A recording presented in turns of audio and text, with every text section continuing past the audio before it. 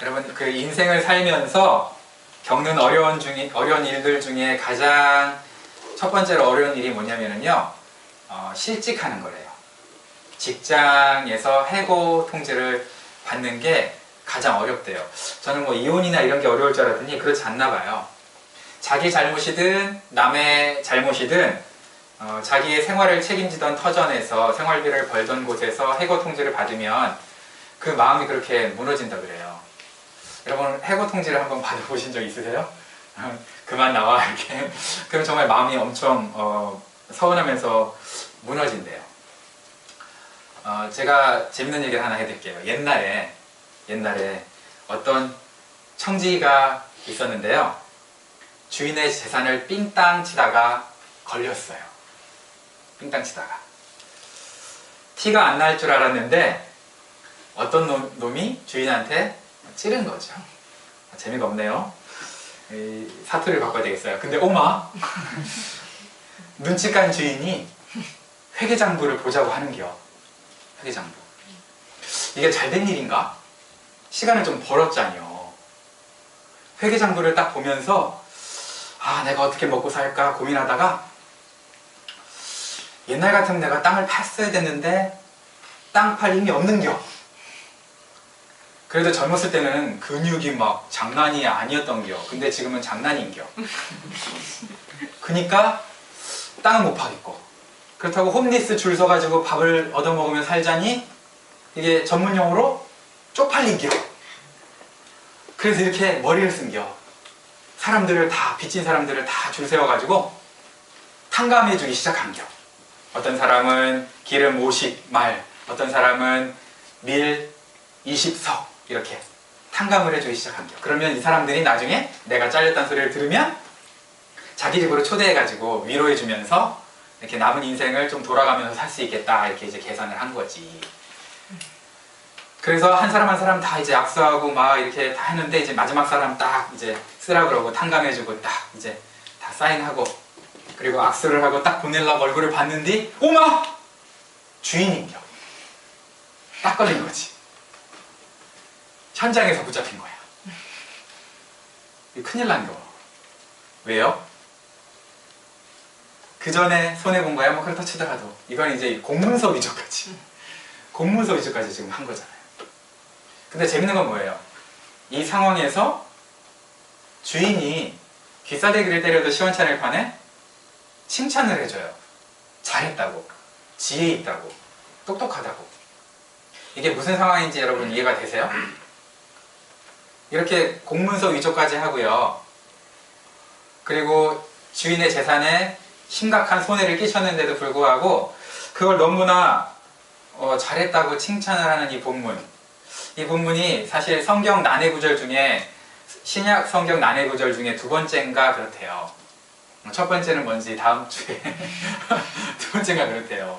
그러니까 얼마나 이게 해석하기가 어려워요. 보통 이 비유는요, 불의한 청지기 비유는요, 내용을 이해하기가 너무 어려워서 해석이 너무 많아요. 해석에 다양한 해석이 있어요. 첫 번째는 어떻게 해석을 하냐면, 전통적인 해석으로 불의한 청지기를 주인이 딱 봤을 때 원래 주인이 불의한 청지기에 기대했던 건 뭐냐면 사람들한테 선의를 베푸는 거를 기대했던 거라고 생각을 하는 거예요. 그런데 그렇게 안 하고 자기 멋대로 사니까 이제 해고 통지를 하니까 이 사람이, 불의한 청지기가 정신을 차리고 이거 원래 내 게 아니었었구나, 주인 거였구나 라고 생각을 하면서 이제 어떻게 한 거예요? 그거 가지고 다른 사람들을, 의도는 잘못됐지만 자기 먹고 살려고 한 거지만 행동 자체는 어떻게 됐어요? 다른 사람들을 섬기는 행동이 됐잖아요. 그래서 이제 회계의 차원으로 보는 거예요. 그렇게 어차피 모든 재산은 누구 거라고 생각하는 거죠? 하나님 거니까 하나님의 재산을 가지고 너희들도 이 세상 어차피 해고 통지 받지 않냐, 살다 보면. 이제 인생 해고 통지가 있잖아요. 뭐 병에 걸렸다든지 아니면 여러 가지 해고 통지를 받을 수 있는데, 그럴 때 너희도 너희 인생이 너희 것이 아니고 하나님께로 돌아가는 것이다. 그걸 깨닫고 어떻게 하는 거예요? 잘 선용해서 남을 섬기며 살아라 라고 가르치는 비유다라는 게 이제 전통적인 해석이에요. 첫 번째. 두 번째는 뭐냐면 좀 당황스러운, 막 나가는 해석이 있는데요. 그런 거 없다. 그 당시에 주변에 흩어져 있었던 옛날 얘기 중에 실화죠, 실화. 그러니까 신문지상에 오고 가는 얘기 중에 예수님이 그냥 하나 이렇게 딱 끄집어내서 얘기한 건데, 그 불의한 청지기는 끝까지 불의했다. 어떻게 불의했냐면, 제일 처음에는 주인의 재산도 낭비했고, 나중에 걸렸을 때도 이제 막 자기 마음대로 탕감을 해주잖아요. 근데 탕감해주는 이유가 자기 잘릴까봐 어떻게 한 거예요? 탕감해주면서 누구를 앞세우겠어요, 아무래도. 주인이 탕감해준 것처럼 이렇게 앞세웠을 거라고 생각을 하는 거예요. 그죠? 그래서 우리 주인 정말 좋은 주인이야. 그러면서 이렇게 주인의 이름을, 명예를 앞으로 딱 하면서 탕감은 자기가 다 해주니까 나중에 주인이, 이놈 착하네. 손해는 엄청 봤어. 재산 손해는. 그치만 마을 사람들이, 우리 주인 구두쇠인 줄 알았더니 너무 착하네. 정말 좋은 사람이네라고 막 소문내고 있으면 그 여론몰이 때문에 울며 겨자 먹기로 주인이 어떻게 얘기해야 돼요? 잘했네? 라고 해야 되는 거잖아요. 이렇게 이제 해석을 하시는 분이 있어요. 울며 겨자 먹기로. 근데 이건 약간 억지 춘향 같아요. 그죠? 약간 억지 해석이 있는데 그래도 몇몇 분들이 저걸 따르더라고요. 그리고 마지막으로는 이제 영적인 하나님의 비유를 영적으로 해석해야 된다라고 이제 주장하시는 분들 가끔 있는데, 영적 해석을 선호하시는 분들은 뭐냐면, 이 불의한 청지기가 사실은 불의한 사람이 아닌데 율법에 의해서 불의하다고 고발당하는 예수님을 대표한다. 그렇게 이제 해석을 하는 거예요. 그럼 이제 이거 완전 되게 복잡해져요. 그러니까 이 세 가지 해석이 있어요, 일단. 그러니까 그렇게만 여러분들이 알고 계시고, 중요한 거는 여러분들 좀 궁금하면 저한테 찾아오세요. 그러면은 이제 설명을 해드릴게요. 하나하나. 장점과 단점까지 다 설명해 줄 수 있는데, 지금은 그럴 시간이 없으니까 이 정도로 좀 마치고요. 여러분, 재산을 낭비하다가 걸린 청지기한테 여러분 같으면 시간을 좀 이렇게 할애를 해줘요? 시간을 안 줘요? 시간 안 주죠. 바로 자르죠. 그죠? 근데 바로 안 잘랐어요. 이 주인이. 대범한 주인이죠. 회계 장부를 가지고 오라고 할 정도로 참 대범한 분이에요. 거기까지는 좀 이해가 가. 근데 이렇게 시간을 주면, 그런 아예 처음부터 자르기로 마음먹은 사람한테 시간을 주면 그 사람이 보통 정신 차리고 끝까지 자기 일을 잘해요? 아니면은 더 개판치고 후임자한테 막 주인 욕하고 어쩌면 더 큰 돈을 횡령해서 튈 수도 있는데, 그런 위험 부담들이 사실은 있잖아요. 그죠? 근데 그런 위험 부담을 전혀 신경을 안 썼나 봐요. 그리고 또 아니나 다를까 공문서 위조하고 재산에 두 번째 더 큰 피해를 준 이 청지기에게, 불의한 청지기에게 칭찬까지 해줘요. 그러니까 얼마나 우리가 이걸 해석하기가 어렵겠어요. 비유를 해석할 때 몇 가지 그 기준이 있는데, 왜냐면 비유는 코에 걸면 코걸이가 되고 귀에 걸면 귀걸이가 되거든요. 왜냐면 비유니까. 그죠? 그래서 비유에 대해서 우리 성결교회에서도 굉장히 비유 해석의 대가가 몇 분이 계세요. 그래서 책들이 되게 많아요. 뭐 풀린다 비유, 뭐 열린다 성경, 뭐 이런 여러 가지 책들이 있는데요. 그분들 책에 보면은 이제 비유 해석의 위험성 때문에 몇 가지 비유를 이렇게 해석해야 된다라고 기준을 정해준 게 있어요. 첫 번째는 뭐냐면 하면 안 되는 걸 먼저 가르치더라고요. 하면 안 되는 거.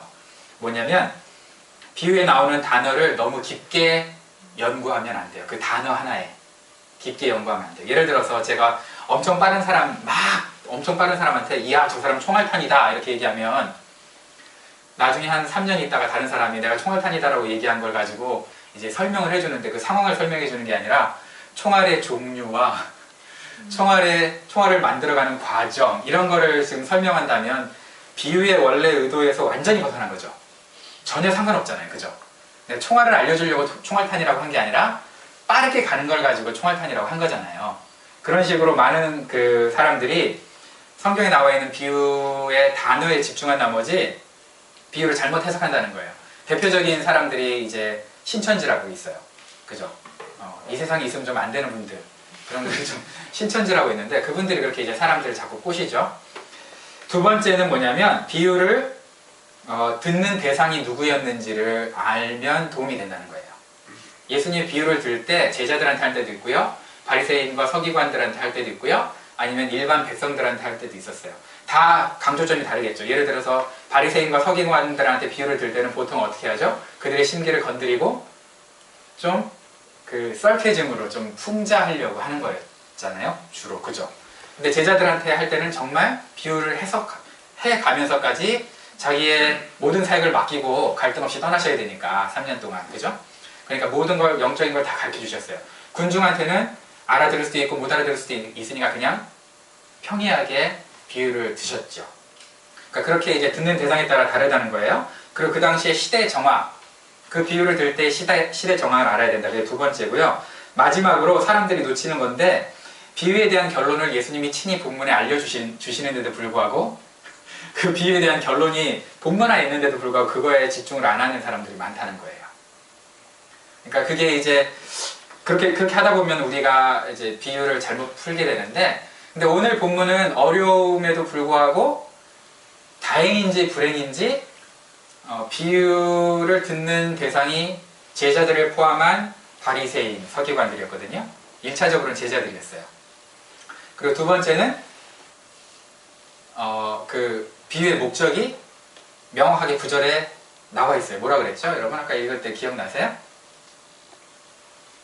불의한 친구로 재물이 아니라 불의한 재물로 친구를 사귀라. 이게 이제 비유의 목적이라고 나와 있어요. 자, 그래서 이제 이게 본문인데요. 여러분, 청지기가 분명히 주인의 돈을 낭비한 거는 확실한 것 같죠? 그죠? 그죠? 그러니까 이제 확실한 것 같아요. 헛소문을 듣고 주인이 오해해가지고 청지기 불러가지고 얘기한 것 같진 않아요. 왜냐면 주인이 그렇게 어리석은 주인 같진 않고요. 그냥 돌아다니는 그 발없는 말을 들어가지고 오해해서 청지기를 자르기로 한 것 같지는 않아요. 분명히 잘못을 한 거를 캐치한 것 같고요. 그런데 이 청지기가 하는 거는 뭐냐면 자기가 먹고 살기 힘들다고 주인에게 두 번째 손해를 끼치는 거죠. 막 빚도 탕감해주고. 기름 100말하고 밀 100석이라고 했는데요. 기름 100말은 보통 3년 정도의 그 노동자의 그 연봉이라고 보시면 돼요. 3년치 연봉. 그 다음에 밀 100석은 한 5년치 연봉이라고 생각하시면 돼요. 5년치. 그래서 여러분들 얼마 보세요? 한 20만 불씩 벌죠? 그죠? 저는 한 뭐 2만 불씩 밖에 못 벌어서 사람마다 다 다르죠? 근데 그 연봉에서 50%를 삭감을 해줬고요. 그 다음에 한 20%를 삭감해 준 거나 마찬가지잖아요. 지금 보니까. 계산이 좀 빠르신 분 계산이 되죠? 그렇게 삭감을 해줬는데 이게 보면은 여러분들이 뭐 좀 다르게 차등을 두면서 삭감을 해줬구나 라고 생각하시는데 그게 아니고요.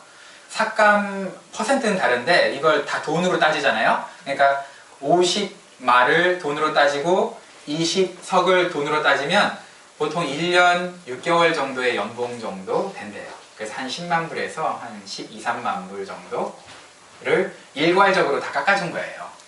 거의 일괄적으로. 물론 이제 빚이 항상 빚을 그렇게 진 건 아니겠지만 어쨌든 빚진 사람들이 갚지 못할 액수를 깎아준 건 아니죠. 그죠? 완전히 막 못 갚을 정도의 엄청난 금액을 탕감해 준 건 아니거든요. 그래서 그만큼 탕감을 해줬어요.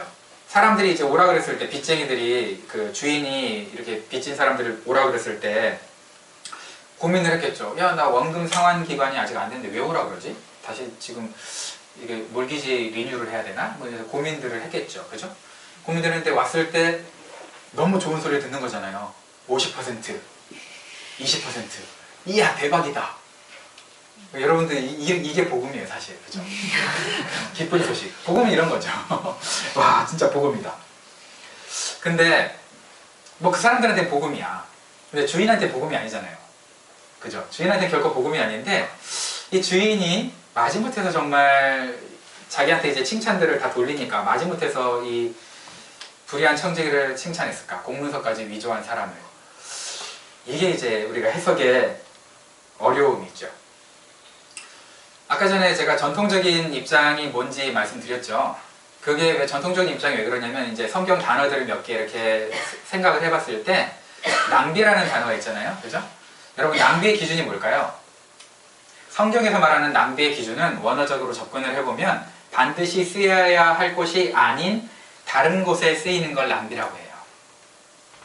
반드시 쓰여야 할 목적이 있는데 거기에 안 쓰이고 다른 곳에 쓰이면 낭비라고 보거든요. 여러분, 죄도 마찬가지죠. 그죠? 성경 공부 시간에 죄 배웠죠? 죄도 타겟에 맞아야 되는데 관역을 빗나간 걸 죄라고 하잖아요. 그죠? 그것처럼 반드시 쓰여야 할 곳에 쓰일 돈이 다른 곳에 쓰였을 때 그걸 낭비라고 하는데, 그렇게 생각해보자면 우리가 이 비유가 전통적인 해석을 했을 때 가장 무난하겠다라고 생각은 할 수 있어요. 그런데 우리가 그렇게 생각했을 때 과연 그런 전통적인 해석을 좀 이렇게 지지하려고 이 비유를 드셨다면, 그럼 이런 방법도 있잖아요. 어차피 이건 비유니까 아예 다 탕감해 주는 건 어때요? 100%. 그리고 그 보는 앞에서 모닥불 피워놓고, 모닥불 피워놓고 빛 그거 회계장부를, 그죠? 태우면 와 대박. 그럼 더 좋잖아요. 완전 자유. 그죠? 근데 그렇게 안 했다는 거예요. 왜 안 했을까? 그리고 거기까지 못했다 쳐요. 뭐 이렇게 태우는 건 너무 뭐 좀 그러니까, 너무 이야기 같으니까, 꾸며낸 이야기 같으니까, 그러면 태우는 것까진 그렇고, 그 사람 불러온 사람들에게 뭐 100석에서 50석, 100마리에서 50말, 100석에서 80석 이렇게 줄이지 말고 오히려 갈 때도 또 뭔가 쥐어주는 거예요. 이 불의한 청지기가 뇌물을 좀 찔러주는 거예요. 갈 때 저기 참기름 내가 2말 이렇게 꼬부쳐놨는데 가져가. 이러면서 이제 더 이런 식으로 하면은 나중에 더 이 청지기 입장에서는 더 그 환영을 받을 거 아니에요. 그죠? 근데 그렇게 안 했다는 거예요. 그래서 사람들이 이제 고민을 해봤어요. 역사적으로 추적을 해보고 문헌들을 조사해보니까 당시 문화에서 청지기는 주인의 원금을 건드리면 큰일 났대요. 원금을 건드리면 안 되는 거예요. 뭐만 건드릴 수 있느냐면 이자를 건드릴 수 있는 거예요. 이자. 그래서 예를 들어서 밀 80석을 빌려가는 사람한테 이자를 미리 붙이는 거예요. 20을. 그래서 100으로 만든 다음에 차용증서에는 뭐라고 쓰는 거예요? 100이라고 쓰는 거예요. 왜 그렇게 해야 돼요? 법적으로 동족한테 이자를 받으면 불법이거든요. 모세오경에 의하면. 그죠? 그러니까 동족한테는 이자를 받으면 안 돼. 근데 이자를 받았다 그러면 어떻게 돼요? 랍비가 그걸 알았다. 아니면 뭐 바리새인 율법사들이 그걸 알았다. 그러면 이제 이 사람은 사회적으로 매장되잖아요. 그러니까 이제 잔머리를 쓰는 거죠.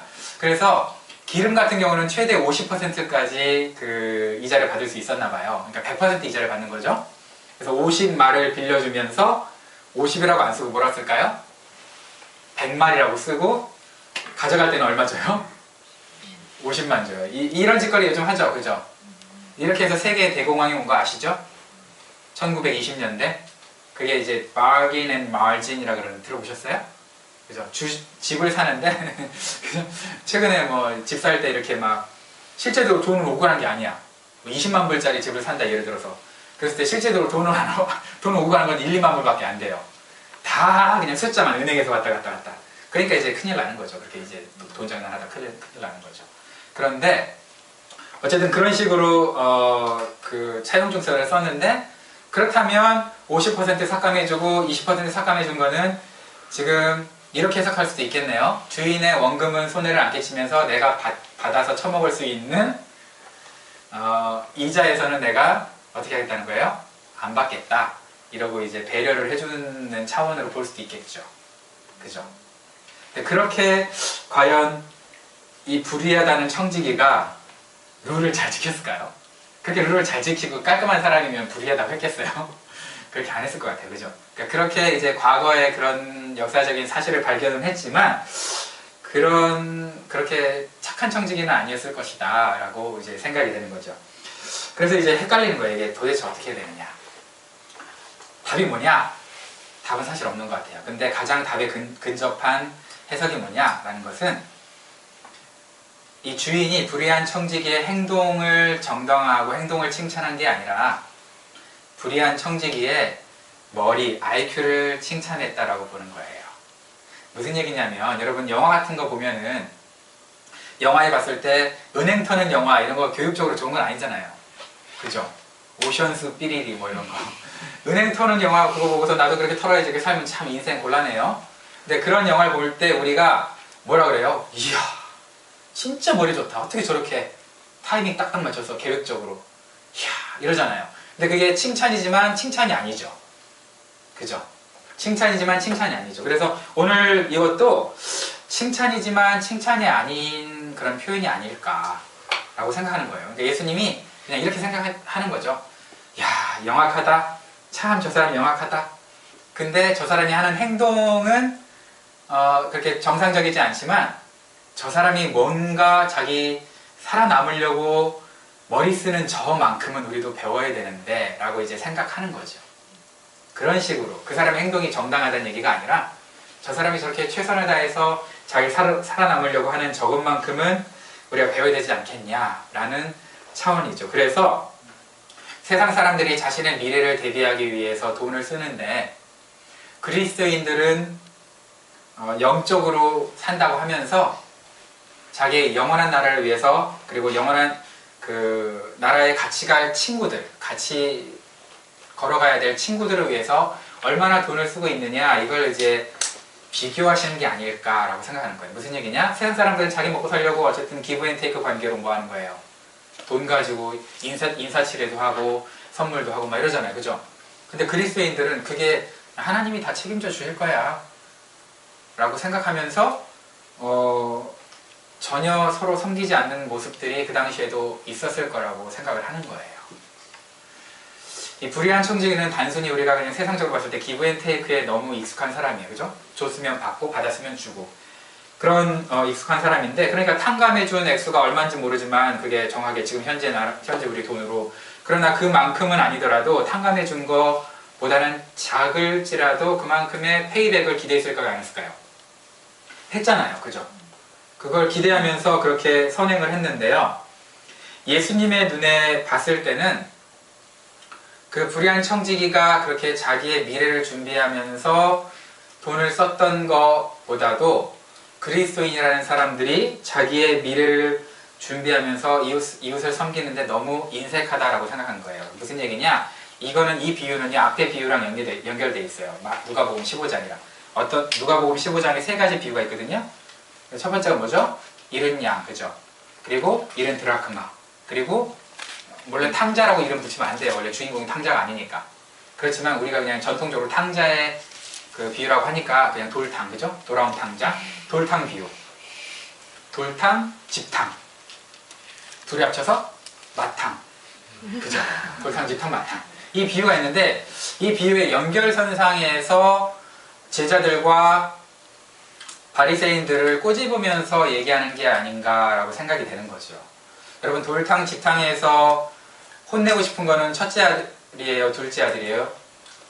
첫째 아들이죠. 그죠? 집에 있는 아들이죠. 집에 있는 아들이 왜 혼났어요? 돌아온 탕자가 집에 와서 하나님이 그 사람을 위해서 모든 좋은 것을 내서 잔치를 하는데 이 집탕이 돈이 아까운 거죠. 그래서 돈을 안 쓰고 싶은 거예요. 걔를 위해서는. 돈 아까우니까. 그럼 그 컨셉과 연결해서 오늘 이 비유를 보자면, 불의한 청지기의 비유를 보자면 그리스도인이라는 사람들이, 제자들이, 그죠? 제자들이, 그리고 바리새인들이 다른 사람들을 위해서 돈 쓰는 거를 지금 어떻게 생각하고 있다는 거예요? 아깝게 생각하고 있다는 거예요. 너무 인색하게 생각하고 있다는 거예요. 그래서 그러지 말라는 거예요. 그렇게 살지 말라 하는 게 지금 오늘 비유의 핵심이 아닐까라고 저만 생각하는 게 아니고 세계적인 신학자 몇 분도 생각을 하고 있어요.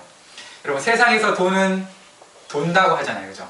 돈은 돌고 돌아요. 돌고 도는데 그 돈에 세상 사람들은 목적을 담아요. 의도를 담죠. 페이백을 기대하면서. 근데 그리스도인들은 그 돈에 뭐를 담을 수 있냐면 사랑을 담을 수 있어요. 사랑. 여러분 이런 말 들어보셨어요? 그 돈이 그 돈이다. 저희 부모님이랑 식사 이제 1년에 한 번씩 이렇게 식사하는 날이 있잖아요. 그죠? 뭐 적어도 밖에 나가서 집에서 먹는 거 말고 밖에 나가서 외식하는 그런 시간이 있었는데 그러면 저희 누나가 이제 사기도 하고 제가 사기도 하고 뭐 이렇게 돌아가면서 사요. 근데 어느 날은 갑자기 제가 이제 지갑을 들고 가서 딱 계산하려고 했는데 누가 계산했대요. 보니까 누가 계산한 거예요? 아버지가 계산한 거예요. 그죠? 아버지가 계산했어요. 그래서 아버지한테 아버지 저도 과외하면서 돈 벌어가지고 아버지 어머니 좀 사드리고 싶은데 아버지가 먼저 내시면 어떡해요? 이렇게 얘기하면 아버지가 뭐라 그러죠? 지갑에서 놔줘 임마 이러죠. 그죠? 그 돈이 그 돈이다 라고 얘기하는 거죠. 아버지 생각에는 어차피 너가 어려우면 내가 또 주머니에서 빼가지고 너 도와줘야 되고 네가 나한테 용돈 주고 나도 나한테 뭐 용돈을 줄 수 있고 뭐 다 할 수 있는데 그놈 그 돈이 그 돈이지 뭐. 아버지한테는 뭐 왼쪽에 있었던 돈이 오른쪽에 있는 거고 오른쪽에 있었던 돈이 왼쪽에 있는 거죠. 그죠? 그러니까 자기 크레딧 카드 긁었다고 자기 돈 손해되는 게 아니고 아들 크레딧 카드 긁었다고 자기 돈 굳은 것도 아니에요. 그 돈이 그 돈인 거예요. 그죠? 마찬가지로 지금 누가 쏘든 하나님 나라에서는 그 돈이 그 돈인 사람들이 살아가기를 바라시는 그런 모습이 아닐까 생각이 되는 거죠. 물론 그 돈이 그 돈이라니까 어떤 분은 그래요. 네 돈이 내 돈이니까 네가 쏴라. 이런 분들 우리 전문용어로 뭐라 그러죠? 전문용어로 호친, 호로 친구. 그죠? 이런 호로 친구를 만나. 그죠? 호친. 근데 보통 그리스인들이 먹고 살기 힘들잖아요. 여러분들도 힘들죠. 그죠? 수입 뻔하잖아요. 근데 거기서 내가 마음을 더 나누어서 다른 사람을 섬긴다는 게 되게 쉬운 일이에요. 쉽지 않죠. 근데 세상 사람들은요, 악한 생각, 악하다고 평가하기 좀 그렇지만, 어쨌든 페이백을 기대하면서까지 그렇게 기대하면서라도 세상 사람들은 그 사람 관리를 한다는 거예요. 근데 우리 그리스도인들은 그 영혼 관리를 안 하는 거죠. 우리 영적인 친구 관리, 영적인 가족 관리를 너무 안 하는 거죠. 여러분, 지난 일주일 동안 얼마나 영적인 친구들에게 사랑을 사용해 보셨습니까? 제가 말하는 거는 돈에 담겨, 돈의 사랑을, 돈이라는 포장지에 사랑을 담은 걸 얘기하는 거예요. 그죠? 그냥 너 사랑해 하면서 전화하는 거 말고 그런 거 말고 얼마나 그렇게 해보셨어요? 오늘 우리 하나님께서 이 예화를 통해서 예수님께서 가르쳐주고 싶은 게 우리의 물질적인 그런 부분에 어떻게 사랑을 담을 수 있느냐라는 것을 가르쳐주고 싶은 게 아니신가 생각하는 거죠.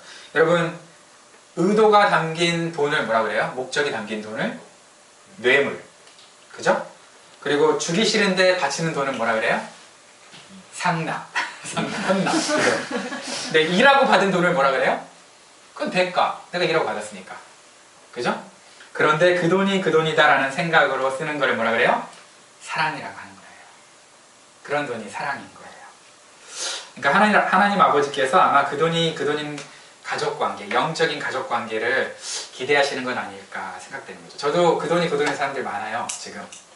그래서 제가 어떤 이제 집사님이 좀 힘들잖아요. 그래서 밥을 먹고 제가 사야 되겠다 하면서 이제 딱 가가지고 상담하고 크레딧 카드를 딱 긁으려고 그러면 벌써 화장실 가면서 막 긁어버린 거예요. 아니면 이제 그 앞에서 막 싸우죠. 제가 낼게요, 뭐 자기가 낼게요, 막 이러면서. 그러면서 하시는 말이 뭐예요? 목사님이 내나, 뭐 내가 내나. 그 돈이 그 돈이죠, 뭐. 이렇게 영적인 가족들이 그래도 밴쿠버에 한 20년 가까이 살면서 좀 생겼어요. 그게 여러분 재산이에요. 여러분 통장에 쌓이는 잔고가 재산이 아니라 그 돈이 그 돈이다라고 하는 그 사랑하는 영적 가족이 진짜 재산인 거예요. 그래서 그거를 지금 예수님께서 준비하라고, 그런 영적인 재산들을 준비하라고 이렇게 말씀하는 거죠. 그런 재산이 쌓이면 어떻게 되겠어요? 그 재산이 되시는 분들이 영주할 곳, 영원히 거주할 천국에 딱 가면 그분들이 같이 가는 거잖아요. 그죠? 같이 가서 어떤 분들은 이렇게 해석하기도 해요. 그분들이 당신이 얼마나 어떤 착한 일을 했는지 하나님 앞에서 막 증명하면서 자랑할 거라고. 그게 마지막 절. 그리하면 재물이 없어질 때 그들이 너희를 영주할 초소에 영접하리라. 이거의 힌트다. 이렇게 이제 얘기하시는 분도 있는데 그건 아닌 것 같아요. 그 정도까지는 아닌 것 같아요. 그죠? 우리가 영주할 곳은 예수 그리스도를 믿고 가는 거잖아요. 선행하고 가는 게 아니고. 저분들이 막 증거해 줄 거다, 증명해 줄 거다, 네가 얼마나 좋은 분인지, 그런 차원의 저렇게 한 그 문장이 있는 것 같지는 않고요. 그렇지만 우리가 한번 생각해 볼 여지는 되겠죠. 그죠? 우리가 천국 갔을 때 그 사랑을 같이 나눴던 가족들이 만난다면 얼마나 행복하겠어요. 돈이라는 거는 사람의 관계를 깰 수도 있고요, 사람의 관계를 굉장히 깊게 해줄 수도 있어요. 그리고 돈은 또 하나님과의 관계를 깰 수도 있고 하나님과의 관계를 더 깊게 해줄 수도 있어요. 그래서 어떤 분이 이렇게 얘기를 했어요. 재물에 묶이지 않을 수 있는 가장 좋은 방법은, 돈에 묶이지 않을 수 있는 가장 좋은 방법은 그 재물로, 그 돈으로 하나님을 섬기는 것이다. 그러면 마음이 망가지지 않을 거고요. 또 욕심을 내다가 사랑하는 마음을 막아서다가 내가 좀 이기적으로 되는 것을 막아설 수 있다는 거예요. 아깝다는 부담이 들 수 있죠. 그런 아깝다는 부담이나 그런 생각보다도 하나님 나에게 섬길 수 있는 은혜를 주셨다라고 생각하면서 만약에 섬겨본다면 어느덧 내 주변에 내가 사랑하는 사람들이 이렇게 많구나 라는 생각을 할 수 있는 성장한, 영적으로 여러분들이 좀 성숙한 그리스도인이 될 것이고, 여러분 주변에는 그런 영적 가족들이 많이 있을 거예요. 여러분들이 그게 재산이라는 거, 그게 정말 하나님이 기뻐하는 그런 관계라는 거, 여러분 생각해 봤을 때 우리 인생 마치는 날 주님이 우리의 인생을 지켜보면서 너 참 지혜롭게 살았다, 너 참 잘 살았다 라고 내가 스스로 평가하는 거 말고 하나님이 그렇게 평가해 주신다면 얼마나 행복한 인생이 되겠어요. 바라기는 우리 예담교회 식구들은요, 이렇게 쉽지 않아요. 그죠? 당장 먹고 살기 힘들고 저분 섬기는 데 들어가는 돈 섬기고 나면 또 내가 힘들잖아요. 그죠? 그럼에도 불구하고 여러분들이 그 섬김의 기쁨을 알아가는, 엄마 아빠가 자식한테 스테이크 사주면서 돈 아까워서 저 새끼 괜히 사줬다 그런 엄마 아빠가 어디 있어요. 그죠? 여러분, 엄마 아빠로 성장하시는 기회입니다. 주변 사람들을 섬긴다면. 그런 우리 예담교회가 되기를 주님의 이름으로 축원합니다. 기도하겠습니다.